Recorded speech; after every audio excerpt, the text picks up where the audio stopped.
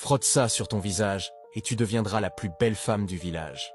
Mais souviens-toi, l'eau ne doit jamais toucher ton visage. » Dans un village tranquille nommé Crocro, entouré de routes en terre rouge et de hauts palmiers, vivait une femme appelée Samira. Tout le monde la connaissait, non pas parce qu'elle était importante ou riche, mais parce qu'elle était la plus moche du village. Samira avait 30 ans, elle n'était ni mariée, ni mère. Dans un village où les filles se mariaient à 16 ans et devenaient mères avant 20 ans, son âge seulement était déjà un crime. Mais ce n'était pas son seul problème. Samira était très maigre, avec de longs bras comme un araignée et des épaules étroites comme une planche. Ses jambes étaient fines comme des brindilles de balai sec. Son visage était semblable à une mauvaise nouvelle. Les gens murmuraient que même le savon évitait son visage. Les femmes se moquaient d'elle dans son dos. Les hommes n'essayaient même pas de cacher leur dégoût. Quand Samira passait près d'un groupe d'hommes, ils se taisaient puis éclataient de rire une fois qu'elle était partie. « Qui épousera ce monstre marin ?» disait l'un. « Même un fou la rejetterait », répondait un autre. Des enfants la montraient du doigt en riant. « Regardez, Tanti Crécré arrive ». Samira avait tout ce qu'il fallait.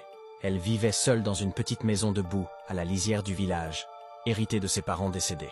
Sa mère est morte quand Samira avait 18 ans, et son père est mort 2 ans plus tard, après la mort de sa mère.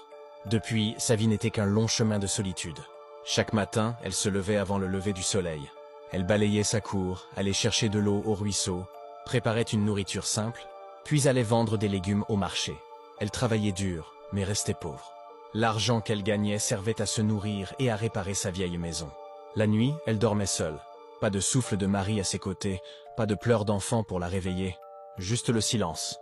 Parfois, elle restait allongée sur sa natte à regarder le toit, se demandant quel crime elle avait commis dans une vie passée pour mériter ce châtiment. Elle priait, jeûnait, pleurait. Mais rien ne changeait. À Crocro, une femme sans mari était vue comme incomplète. Pendant les fêtes, les femmes mariées riaient ensemble, parlaient de leurs enfants et de leurs maris. Samira restait toujours seule. Personne ne l'invitait dans leur cercle. Quand un enfant tombait malade, les femmes se rassemblaient pour prier. Samira priait aussi, mais à distance, comme si sa présence pouvait contaminer la prière. Lors des mariages, elle aidait à cuisiner et à faire la vaisselle. On la remerciait, mais jamais on ne la regardait vraiment. Elle avait appris à sourire sans joie. Elle avait appris à avaler les insultes. Elle avait appris à faire semblant de ne pas s'en soucier. Mais au fond, son cœur se brisait chaque jour un peu plus. Plus que tout, Samira voulait être aimée. Elle voulait être choisie, ne serait-ce qu'une fois. Un après-midi, alors qu'elle revenait du marché avec son panier à moitié vide, elle remarqua un homme marcher à ses côtés. Il était grand, bien bâti, avec un sourire sûr de lui. Ses vêtements étaient soignés et il sentait le savon cher. Il la salua poliment. « Bonjour, ma sœur. » Samira fut surprise. Les hommes la saluaient jamais, et encore moins marchaient à côté d'elle. Elle répondit timidement « Bonjour ». Ils marchèrent en silence un moment, avant que l'homme ne reprenne la parole. « Je m'appelle Titus, je viens d'arriver au village. » Samira hocha la tête, le cœur battant fort. Dans les jours qui suivirent, Titus vint lui rendre visite. Il venait le soir, s'asseyait sur un tabouret en bois devant sa maison et lui parlait. Aucun homme n'avait jamais fait ça avant. Il lui disait qu'elle était gentille, travailleuse. Il lui disait même qu'elle avait une beauté intérieure. Rien que ces mots suffisaient à redonner vie à Samira. Elle commença à sourire davantage, à mieux s'habiller, à espérer. Titus gagna peu à peu sa confiance. Un jour, il lui prit la main. Petite chose, il avait besoin de transport pour aller en ville. Puis, il voulait lancer un business. Sa mère était aussi malade. Samira lui a donné tout ce qu'elle avait. Elle a vendu ses chèvres, ses bijoux et même vidé ses économies. À chaque fois, Titus lui promettait un avenir meilleur. Puis un jour, Titus n'est plus revenu. 2 jours sont passés, 3 jours aussi. Au 4e jour, Samira est partie à sa recherche. Elle l'a trouvé dans un autre quartier du village, en train de rire avec une jeune femme belle et souriante. La femme avait des joues pleines, une peau lisse et des yeux brillants. Le cœur de Samira s'est brisé. Titus l'a vue et a froncé les sourcils. « Qu'est-ce que tu fais ici ?» a-t-il grogné. Samira a tremblé. « Mais Titus, tu as dit... » Il a éclaté de rire. « Regarde-toi » il a crié. « Tu as vraiment cru que j'allais épouser quelqu'un comme toi ?» Les gens se sont arrêtés pour regarder. « Tu es moche » a-t-il continué. « Sèche comme du bois mort. Je suis resté juste pour ton argent.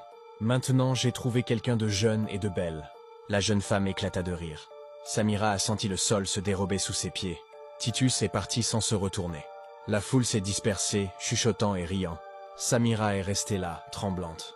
Ce jour-là, quelque chose s'est brisé en elle pour toujours. Elle n'est pas rentrée chez elle. Elle a marché sans but jusqu'à la rivière du village. Un endroit calme où les femmes vont chercher de l'eau, et où les enfants jouent. Ce soir-là, elle était vide. Elle s'est assise sur une grosse pierre au bord de l'eau et a pleuré. Elle a pleuré jusqu'à ce que ses yeux brûlent, pleuré jusqu'à ce que sa poitrine fasse mal, pleuré jusqu'à ne plus avoir de force. « Dieu » a-t-elle murmuré, « pourquoi m'as-tu faite comme ça ?» L'eau coulait doucement, comme pour l'écouter.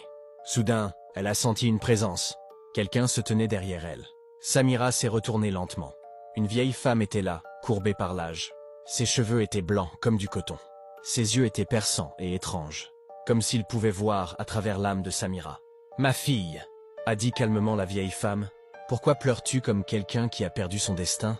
Samira a essuyé ses larmes. « J'ai tout perdu !» a-t-elle répondu.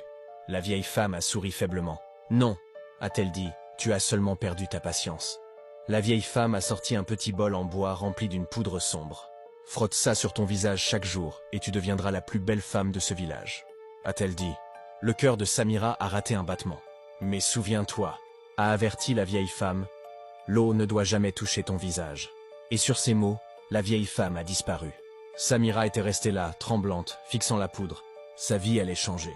Elle est restée au bord de la rivière longtemps après le départ de la vieille femme. La brise de la nuit caressait sa peau, mais elle n'avait pas froid.